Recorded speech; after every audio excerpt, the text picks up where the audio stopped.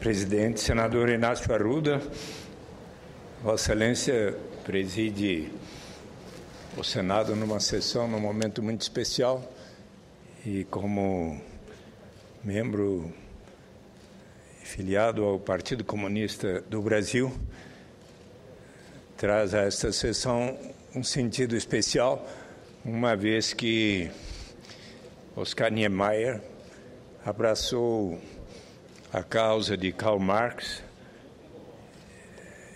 tornou-se um filiado e camarada de Luiz Carlos Prestes e foi membro do Partido Comunista do Brasil. A arte de criar, de dar forma ao imaginário, de intervir no meio sem agredi-lo, juntando o concreto à natureza, perdeu seu grande mestre.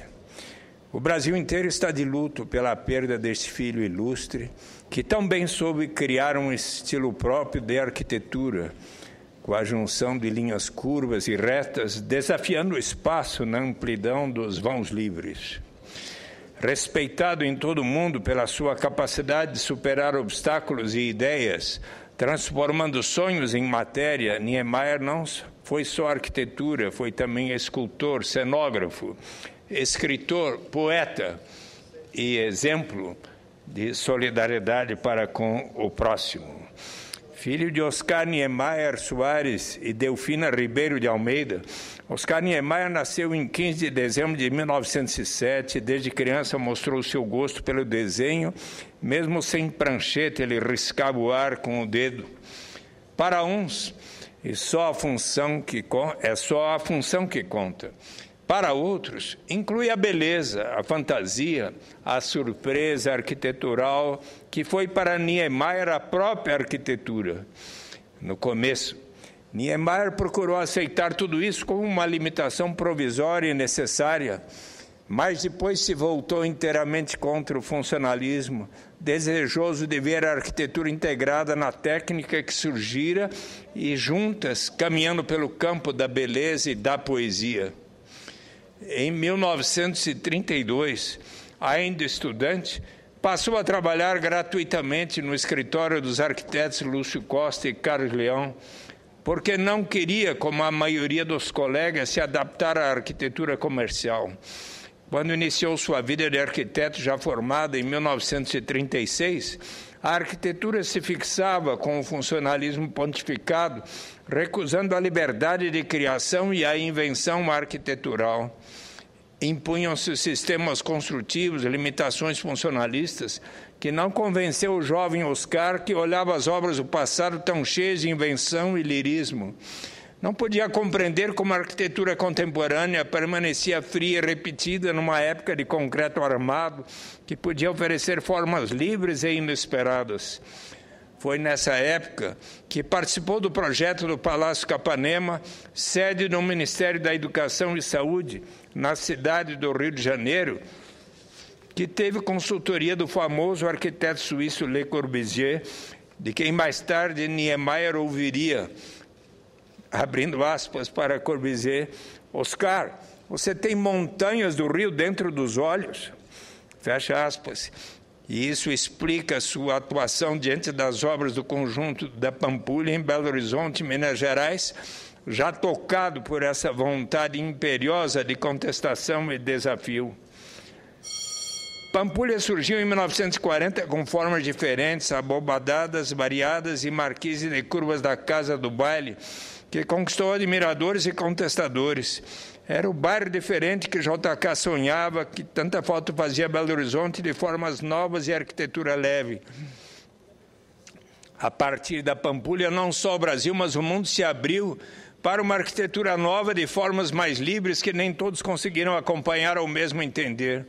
Oscar Niemeyer deixa marcas na arquitetura através de importantes contribuições e inovações, como as coberturas de formas livres iniciadas na Casa do Baile, as fachadas inclinadas da sua residência Prudente de Moraes e a Escola Júlio Kubitschek, o teto convexo do Yacht Clube do Rio de Janeiro, as coberturas em curvas e retas da residência Oswald de Andrade, bem como tudo aquilo que foi feito junto com juntamente com Buller Marx, no Parque Ibirapuera, na cidade de São Paulo, os pilotis em 2 vezes do conjunto JK, e depois com a arquitetura de Brasília ainda mais variada e radical, e, sobretudo, este edifício fantástico do Congresso Nacional, que, segundo o próprio Oscar Niemeyer, era a sua obra preferida. Essas foram as bases para todo o resto da arquitetura de Niemeyer, que conseguiu ainda nos surpreender a cada nova obra, a cada criação arquitetural, que tanto ocupou a vida toda, embora estivesse interessado em outros problemas, revoltado com a miséria, muito mais importante para ele do que a própria arquitetura. Foi pensando também nos menos favorecidos que Niemeyer se preocupou em fazer o belo nas suas obras. Ele queria que todos, sem exceção, pudessem admirar uma bela obra, uma bela paisagem, mesmo que não tivesse dinheiro para entrar nela. De classe era uma preocupação constante. Imprescindível ainda é falar do homem. Todos que o conheceram são unânimes em dizer que Niemeyer soube conquistar amigos, mantê-los ao seu redor, ajudá-los quando necessário. Os amigos eram essenciais, assim como o cuidado com os amigos era o tempo. 104 anos, ou melhor, quase 105, é muito tempo, mas para Niemeyer foi pouco. Ele que já foi reverenciado por grandes nomes do pensamento, da literatura e da moda no século XX, desde André Malraux, José Saramago, sem contar Giorgio Armani. Prêmios foram inúmeros, entre eles o maior prêmio da arquitetura do planeta, o Pritzker, em 1988.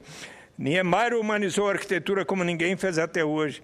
As curvas da vida e da natureza ficaram gravadas no inconsciente dele. Daí a sua genialidade. Nunca ninguém fez isso no mundo como ele, que viveu nas montanhas do Rio. Eu mesmo em Paris, porque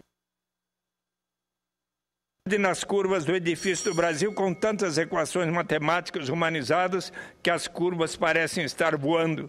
Em 1945, entrou para o Partido Comunista porque, segundo ele, abrindo aspas, fui sempre um revoltado. De família católica, eu esquecer os velhos preconceitos e o mundo parecia-me injusto e inaceitável. Entrei para o Partido Comunista abraçado pelo pensamento de Marx, que sigo até hoje, fecha aspas. Na época, conheceu, se tornou grande amigo de Prestes, a quem acolheu em seu escritório. Ao saírem da prisão, disse a Prestes, fica com a casa, seu trabalho é mais importante que o meu. E desde então nunca mudou de atitude. Ele se assumia um comunista e, como comunista, um socializador, que queria partilhar seu talento e suas ideias com uma responsabilidade e preocupação social. E isso está acima das irretocáveis obras que projetou. Niemeyer poderia ser um músico, engenheiro, veterinário, gari, provavelmente em qualquer uma atividade seria genial. Mas é seu sentimento que o faz tão especial. Ele nunca quis ser grande, no entanto, é o maior. Mais importante, diz ele, não é a arquitetura, mas a vida, os amigos e este mundo injusto que devemos modificar.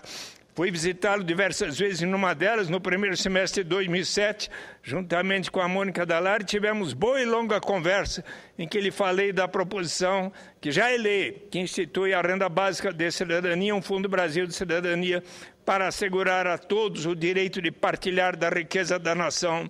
E ele então me disse que gostaria que eu pudesse um dia visitá-lo outra vez para transmitir aos seus amigos como essa ideia pode efetivamente ser colocada em prática e se tornar uma realidade quanto antes. Assim foi Oscar Niemeyer. Mais de um século de arte, de vida, de sentimento, de solidariedade, de amizade, de justiça e de igualdade social. Solidariedade justifica o curto passeio. Muito obrigado, senhor presidente. Senador José Sarney.